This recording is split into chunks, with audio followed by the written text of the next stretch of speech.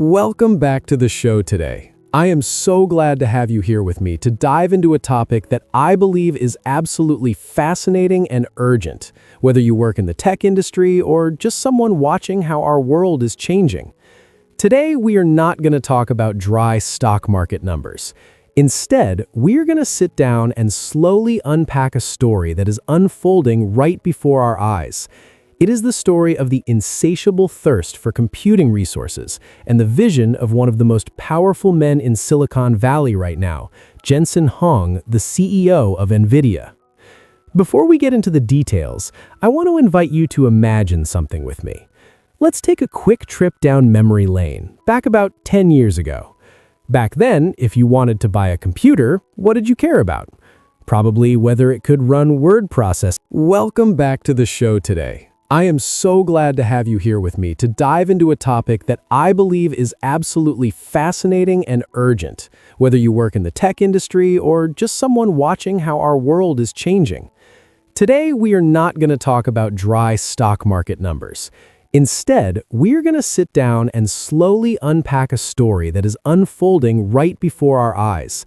It is the story of the insatiable thirst for computing resources and the vision of one of the most powerful men in Silicon Valley right now, Jensen Huang, the CEO of Nvidia. Before we get into the details, I want to invite you to imagine something with me. Let's take a quick trip down memory lane, back about 10 years ago. Back then, if you wanted to buy a computer, what did you care about? Probably whether it could run word processing smoothly, how fast it could browse the web, or maybe if it could play video games without lagging. Back then, a computer was like a tool, a bicycle for the mind that helped us move a little faster. But today, the story is completely different. The computer is no longer just a tool. It is becoming a brain, a factory that manufactures intelligence. And this shift has created a tsunami of demand for computing resources that Jensen Huang calls an unprecedented explosion. The story begins with a rule that the tech world has worshipped for decades called Moore's Law. To put it simply, Moore's Law predicted that the power of computer processors would double every 2 years, while the cost would go down. It's like saying every 2 years you could buy a car that drives twice as fast for the same amount of money. This was true for a very long time, and it was the driving force that gave us the compact smartphones we have today. However, in recent speeches that have been all over the news, Jensen Huang pointed out a harsh reality. Moore's Law, in its traditional form, is hitting a wall. We can't just keep shrinking chips and expecting them to get twice as fast in the old way anymore. Physics has its limits. But ironically, right when the ability to grow hardware in the old way is slowing down, human demand is shooting up vertically. Why is that happening? It is because of the arrival of artificial intelligence, or what we call AI. Let me give you an example to visualize this difference. In the past, when you wrote software, like a tax calculation program, you wrote fixed rules. If income is A, then tax is B. The computer just followed that formula. It's like teaching a child basic addition. 1 + 1 = 2. It's very clear and light work for the brain. But with modern artificial intelligence, the way of working is completely different. The computer does not just run on existing formulas. It has to learn from billions of pieces of data, from images, text, and audio, to figure out the answer itself. Imagine that instead of teaching a child addition, you now ask them to read every book in the Library of Congress, watch every movie in the world, and then write a new poem or paint a picture in the style of the Renaissance. The workload the brain has to handle now is not just double or triple, it's millions times greater. Because of this fundamental change in the work, Jensen Huang introduced the concept of accelerated computing. This is the heart of our story today. He uses the analogy that if we keep trying to use traditional general-purpose chips, known as CPUs, to do the heavy lifting of AI, it's like trying to use a motorcycle to transport tons of shipping containers. It might move, but it will be incredibly slow, burn a lot of fuel, and be totally inefficient. Instead, the world needs a new type of vehicle. These are the graphics processing units, or GPUs, that Nvidia manufactures. They are like massive freight trains, designed specifically to carry huge loads of data all at once. Jensen emphasizes that the demand to switch from general computing to accelerated computing is happening so fast it is almost unimaginable. He calls this a complete reconstruction of the world's computing infrastructure. Think about it. Right now, data centers around the world are worth trillions of dollars. Most of them were built on old technology. And now, to run AI, all that machinery needs to be upgraded or replaced. That is why demand is skyrocketing. It is not just demand for new things, it is a demand to replace the entire system. Another interesting point I want to share from Jensen's perspective is the change in the concept of a data center. Previously, we called the place that holds servers a data center. The name says it all. It is a center for data. You store your files there, and when you need them, you download them. It was like a giant warehouse. But today, Jensen argues that we should call them AI factories. Why factories? Because they are no longer passive storage spaces. They are production sites. The raw materials coming in are raw data and electricity. And do you know what the product coming out is? It is tokens, or to put it simply, units of intelligence. Every time you ask ChatGPT a question and it answers, that is the factory manufacturing words and ideas for you. The shift from warehouse to factory is a huge change in mindset. When it was a warehouse, you just needed it to be big and secure. But when it is a factory, you need it to run at full capacity, to be efficient, and most importantly, to be fast. The demand for computing power does not stop at training smarter AI models. It also lies in operating them every day to serve billions of users. I will explain these two stages a little more so you can see the scale of the problem. In the AI world, there are two main phases. Phase 1 is training.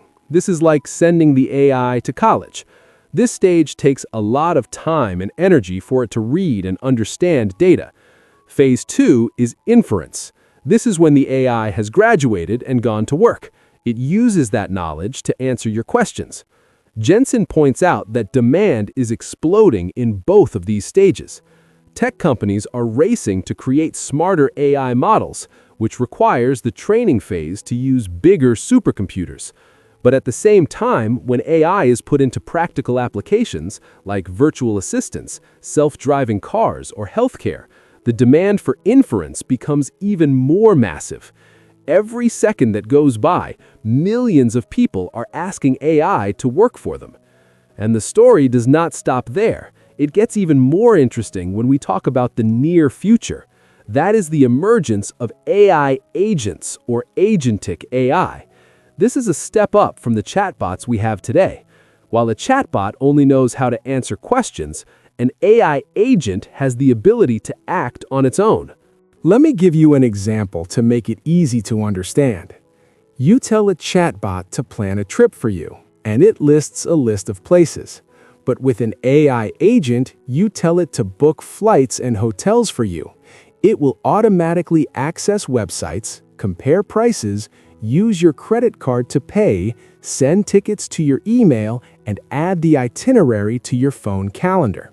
It acts like a real human being. To do that, the computer needs to not only understand language, but also use logic, plan multiple steps, and handle unexpected situations.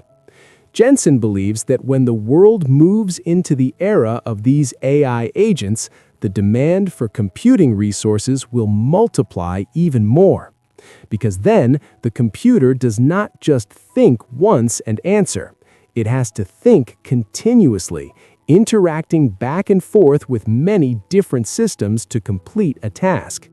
It is like hiring a full-time employee instead of just asking a consultant a question for 5 minutes. There is another aspect that I find very important in this story, and that is energy. As we build more AI factories, we will need a lot of electricity. This is a tough problem, but according to Jensen, the key lies in efficiency. If we keep using old technology to run AI, we will drain the Earth's energy resources. But by using accelerated computing, we can do the same amount of work with much less energy. He always emphasizes that buying Nvidia's expensive chips is actually saving money because they save incredible amounts of energy and time. Hearing all this, you might feel a bit overwhelmed by the speed of this change. We are living in an era where technology is not just walking, not just running, but flying. What Jensen Huang shares is not just an advertisement for his company. It is a warning and also an invitation for us to look at the world around us. Skyrocketing demand for computing resources means that artificial intelligence will creep deeper into every corner of life, from discovering new drugs and forecasting weather more accurately to creating blockbuster movies with just a few lines of command. The digital world and the real world are blending together more powerfully than ever before.